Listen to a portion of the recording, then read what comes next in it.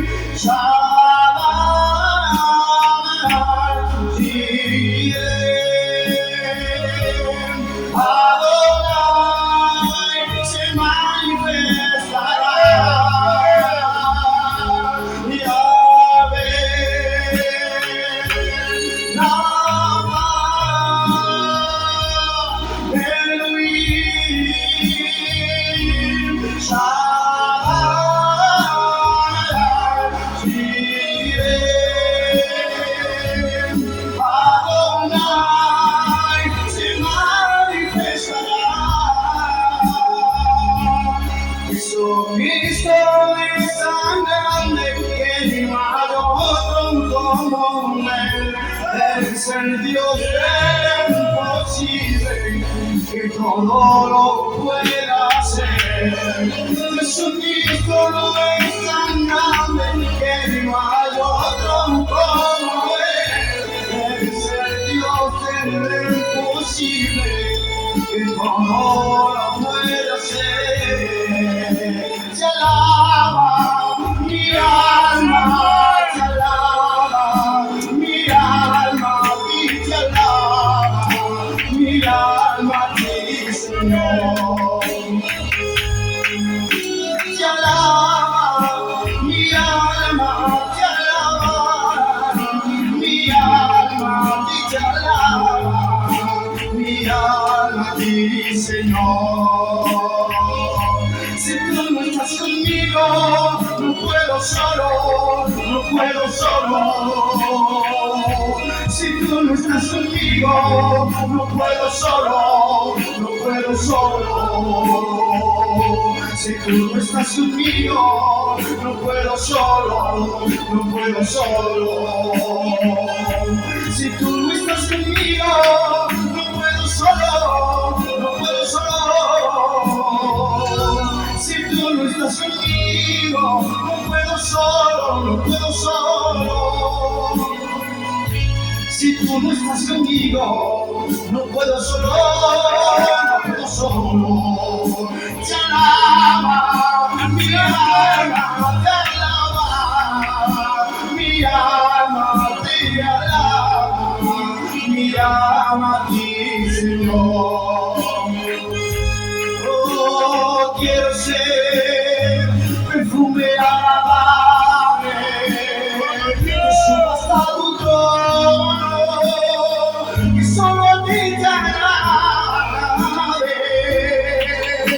Quiero ser perfume agradable que suba hasta tu trono, que solo a ti te agrade. Quiero ser perfume agradable que suba hasta tu trono, que solo a ti te agrade.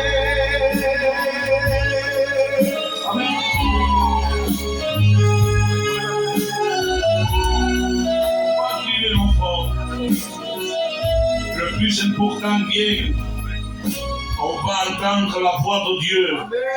Comme je dis souvent, Dieu, il se fait un plaisir de nous écouter. Mais maintenant, nous allons entendre la voix de l'Esprit. Je le dis aux frères aînés et je le dis à chaque serviteur qui vient, ils ont la liberté de l'Esprit. L'Église est prête à recevoir la parole. Nous n'avons pas besoin d'un bon conseil. Nous n'avons pas besoin de quelqu'un d'intelligent. Nous sommes assez intelligents. Nous avons reçu l'Esprit. Et nos cœurs sont préparés.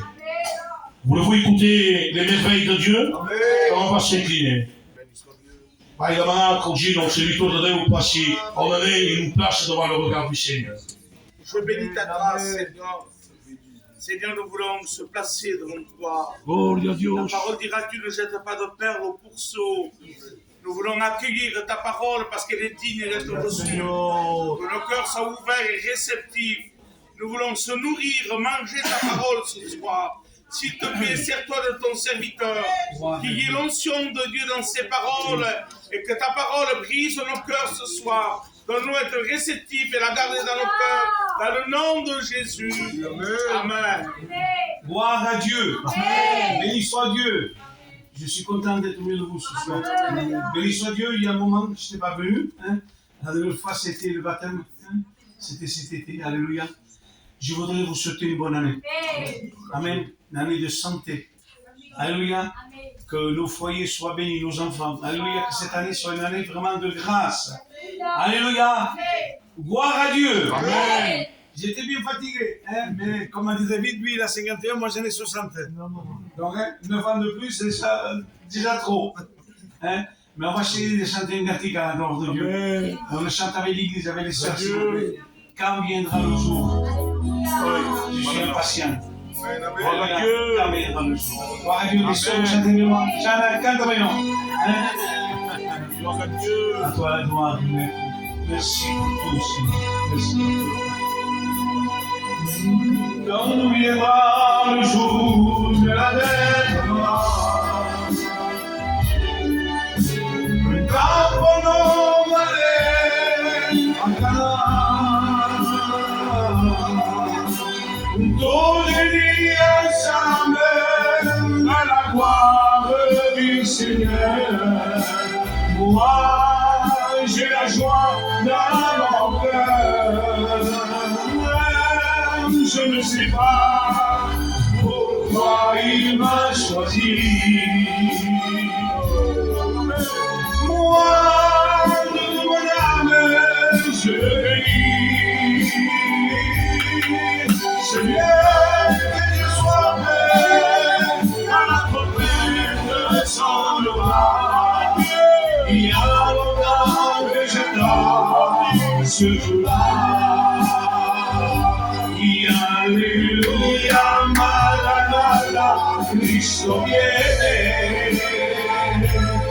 Alléluia, Maranatha, gloria a Dios. Alléluia, Maranatha, Cristo viene. Alléluia, Maranatha, gloria a Dios. Jésus revient bientôt. Et ça m'a fait du bien d'entendre Frédéric chanter. Oui, ça m'a fait du bien. Alléluia. Béni soit Dieu. Vous savez, il y a quelques années, l'église a ouvert et j'étais là. J'étais là avec les anciens, le frère Berriot, le frère Nanou. On était juste à l'entrée quand ils commençaient à faire les réunions dans les maisons. Et il y a eu ce démarrage. Et je glorifie Dieu parce que j'ai été au début. J'étais un simple prédicateur et j'ai assisté au démarrage de l'œuvre de Pésia. Des pasteurs se sont succédés les uns après les autres. Paul aujourd'hui c'est le nouveau pasteur. Je bénis Dieu. Mais on voit que l'œuvre progresse, se développe. Mais ce que nous voulons et nous attendons le retour de Jésus. Alléluia. Et vous savez, j'ai été témoin, et je le dis souvent, de cela, où dans tous mes déplacements, quand je vais un peu partout dans les églises, j'ai entendu, moi, le voyageur qui était là, qui avait fait une des premières réunions et qui nous a sollicité, les anciens de Perpignan, pour qu'il y ait la continuité. Ce pasteur avait dit, j'ai retenu cela, et je le dis à chaque fois que j'ai l'occasion de le dire, il a dit, frère, m'a dit non. Si tu n'es pas la bénédiction, ne sois pas l'empêchement.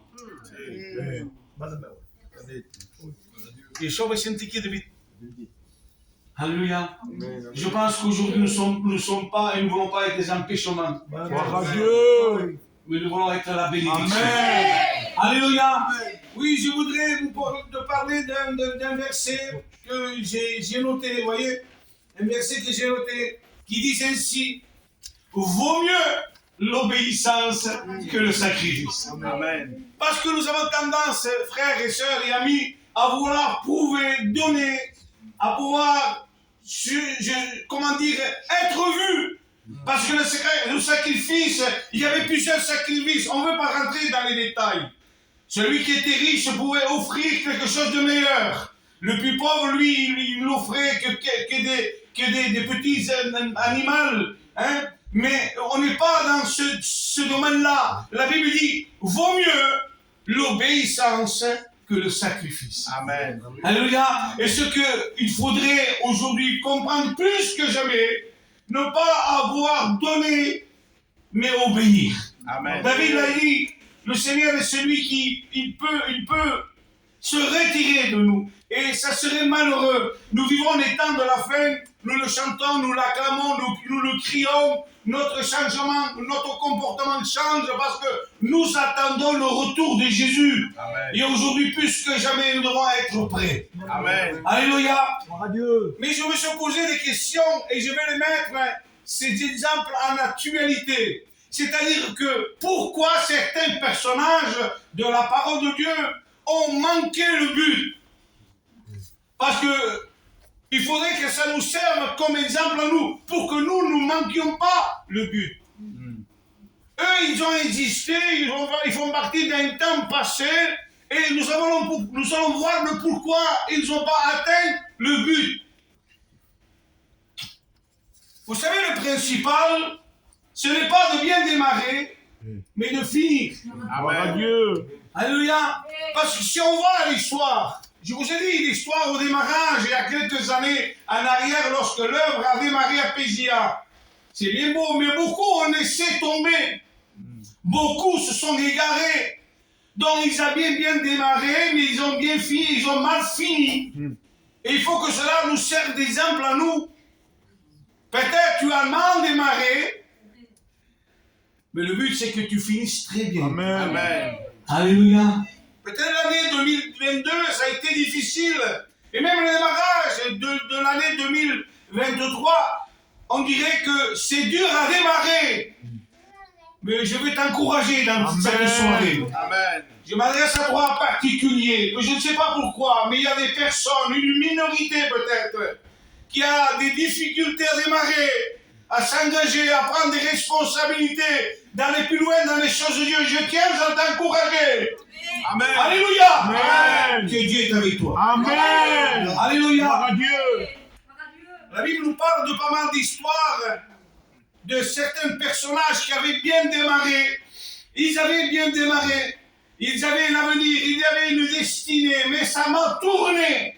Ça a mal fini pour eux. Oui, ça s'est terminé en catastrophe. Et j'ai pris 3 exemples. Je vais abréger, je vais assez vite pour que vous compreniez. On n'est pas là pour donner des cours, mais pour nous faire des rappels à notre mémoire.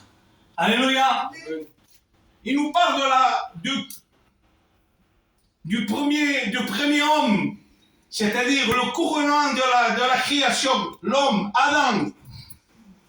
Adam, lorsqu'il a été créé, la Bible dit qu'il avait une communion avec Dieu. Et Dieu descendait tous les soirs. C'était un bon démarrage. Amen. Il avait la présence de Dieu, il conversait avec Dieu. Dieu l'avait responsabilisé, même à apporter, à donner des noms sur les animaux. Il avait responsabilisé par rapport au jardin d'Éden. C'était lui le patron. Il avait le droit de tout faire, mais un seul empêchement. Il ne devait pas manger de l'arbre défendu. Il pouvait manger de tous les fruits du jardin. Mais il ne fallait surtout pas qu'il mange de l'arbre défendu. Et je vous dirais, il a manqué le but. Et quel a été ce manque de but? C'est parce qu'il a désobéi. Et quelle a été sa désobéissance? Parce qu'en toute chose, il y a un début. C'est l'orgueil. L'obéissance de l'orgueil. Parce qu'on lui a chuchoté à son oreille que le jour où il la mangerait, ses yeux s'ouvriraient. Il deviendrait comme un Dieu. Et cela l'a atteint, l'a touché. C'est pour cela que je voulais vous dire, mes sœurs et mes frères, que l'orgueil soit chassé. Nous ne voulons pas croire ce qui n'est pas. Et nous ne nous sommes pas trompés par l'ennemi de nos âmes. D'où près de prétendre ce que tu n'es pas. La Bible dit qu'un autre te loue et non ta bouche. Amen. Alléluia. L'orgueil est en horreur à l'éternel. C'est le seul péché qui fait pleurer Dieu. Il n'y en a pas un second qui suit l'orgueil. C'est le terrible parce qu'il fait des ravages. Il détruit, il anéantit. Il détruit des familles, des foyers, des églises. Et oui, même des ministères. La désobéissance d'Adam, ça a été l'orgueil. Et qu'est-ce qui lui a coûté cela? C'est qu'il a été chassé de la présence de Dieu. Il a été chassé du jardin d'Éden, du jardin de délices, loin de la présence de Dieu. Mais lui, il voulait revenir, mais il y avait un empêchement. Dieu avait pourvu qu'il ne rentre pas dans ce fameux jardin. Un ange était là et il empêchait de rentrer. L'orgueil fait des ravages. L'orgueil, c'est un fléau. Si on écoute l'orgueil, parce que l'orgueil est capable de te faire croire ce que tu n'es pas. L'orgueil peut te faire faire quelque chose que tu ne peux pas faire.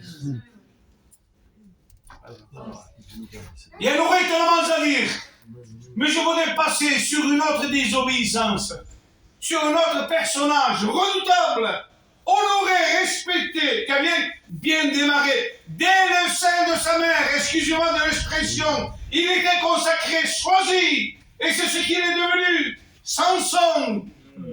Samson, un homme terrible, il faisait des exploits. Son bras est animé par la puissance de l'esprit. Amen. Nul homme a fait ce qu'il a réalisé. Il était capable de déchirer la gueule d'un jeune lion. Oui, il était capable de arracher les portes de Gaza et les monter au haut de la montagne. Un super-homme, un homme qui est animé par l'Esprit de Dieu. Samson, ce petit soleil. Mais qu'est-ce qui l'a amené à la désobéissance? Qu'est-ce qui l'a amené, conduit dans la désobéissance? Eh bien, j'ai noté la vanité.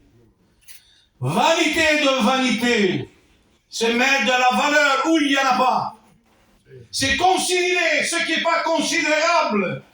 C'est donner un nombre ou une valeur, un chiffre de l'argent sur ce qui n'est pas bon. Je ne sais pas, je n'ai pas les mots peut-être, mais j'essaierai, je voudrais vraiment que vous compreniez. La vanité. Croire à ce qu'on a. Donner de l'importance à ce qu'il n'a pas. La vanité. Oui, Samson est rentré dans le piège. Samson se croyait ce qu'il n'était pas. Samson est tombé dans le piège de Dalila. Parce que, vous savez avec quoi il a fait tomber Samson? Comment Samson est devenu faible? Samson a perdu sa force. Non pas avec des armes, mais avec des personnes, puisqu'avec une mâchoire d'âne, il tua 1000 hommes, 1000 Philistins. C'est l'exploit, livre de record. Mais vous savez comment l'ennemi l'a envoyé à Dalila? Les Philistins ont dit, flatte-le.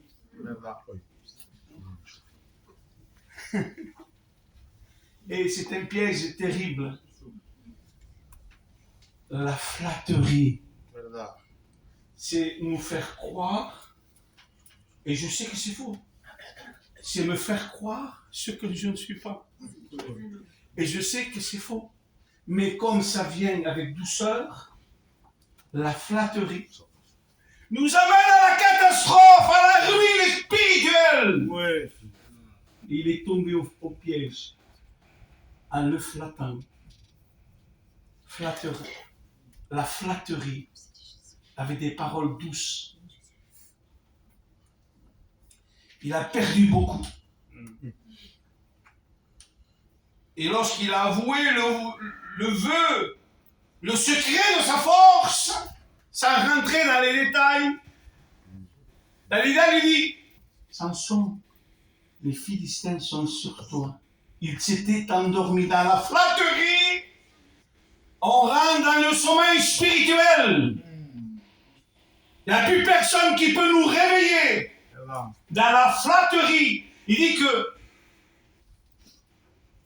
de la naissance ou du verseau à la tombe, le sort de l'homme se joue. Mais des fois, on se laisse bercer. Il nous chante des mélodies et il nous endort. C'est vrai.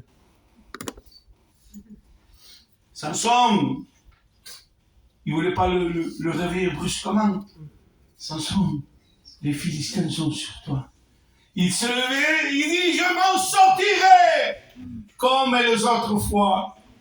Je m'en sortirai. Les fois précédentes, s'il s'en sortait, c'est parce que l'Esprit de Dieu était sur lui. Amen. Gloire à Dieu. Si tu t'en sors de tes épreuves, de tes maladies, de tes combats, c'est parce que l'Esprit de Dieu est en toi. Amen. David, tu l'as dit. Gloire à Dieu. C'est le secret de notre force. Alléluia. Et s'il n'y a pas d'esprit, il n'y a pas de puissance. S'il n'y a pas de puissance, il n'y a pas de protection. Amen. Il disait ainsi, je m'en sortirai comme les autres fois. Mais ceux qui ne savaient pas, et c'est ça le terrible, mes frères, le terrible, Joseph, c'est qu'on ne s'aperçoit pas. Il ne savait pas, et c'est un malheur, je dirais. Lorsqu'on ne sait pas, il ne savait pas qu'il avait oublié son épée, ou quoi que ce soit, il dit, il ne savait pas que l'Esprit de Dieu s'était retiré de lui. Waouh! Il ne savait pas combien de chrétiens, Seigneur, combien de serviteurs, à ma mémoire des noms, je pourrais vous dire. Eh oui, il n'y a pas que des chrétiens, beaucoup de serviteurs ne savent pas que l'Esprit de Dieu s'est retiré d'eux.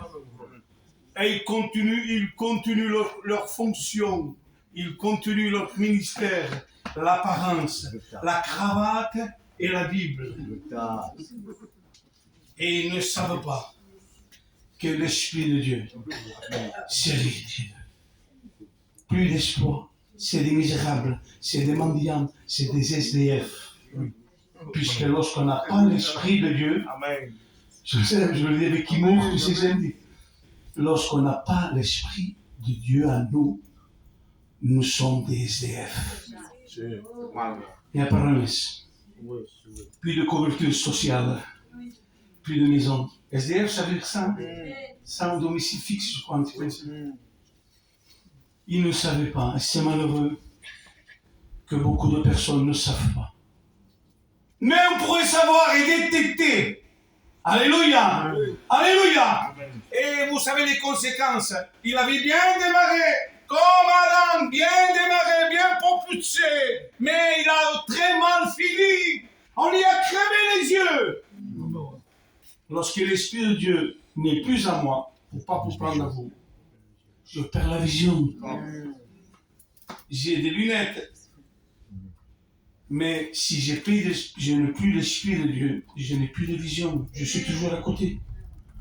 Je serai toujours à côté. Je serai toujours à côté. Et je suis à côté, c'est-à-dire je ne suis plus dans la volonté de Dieu. Je fais que des catastrophes. Je ruine des foyers. Et je m'arrête ici. Alléluia.